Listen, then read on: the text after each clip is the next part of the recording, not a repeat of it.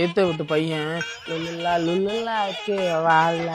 அந்த பொண்ணு வாங்கி வச்சிருக்கான்ப்பா, எனக்கு வாங்கி கொடுப்பா.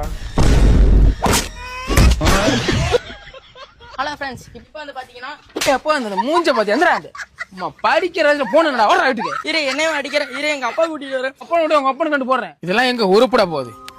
என்னப்பா அஞ்சு ஊத்த மாட்டாப்பா. அவளை பார்த்தா உனக்கு தெரியுமில, அவட்டதுக்கு போய் சோறு கேட்குற. அந்த பொண்ணு வேணாம் வேணாம்னு 1000 வாட்டி சொன்னேன் கல்யாணம் பண்றதுக்கு முன்னாடி. இவளை கட்டினாதான் சொத்து பத்தெல்லாம் சேருன்னு இன்னைக்கு உனக்கு சோறு 10 பேருக்கு சேர மாட்டேங்குது. இந்தா இது ஒரு 140 ரூபா காசு இருக்கு, போய் முன்னாடி கடையில கறி கஞ்சி குடிச்சிட்டு வா போ.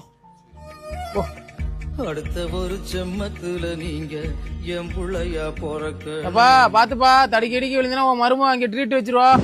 எதுக்கு என் பிள்ளை அடிச்ச?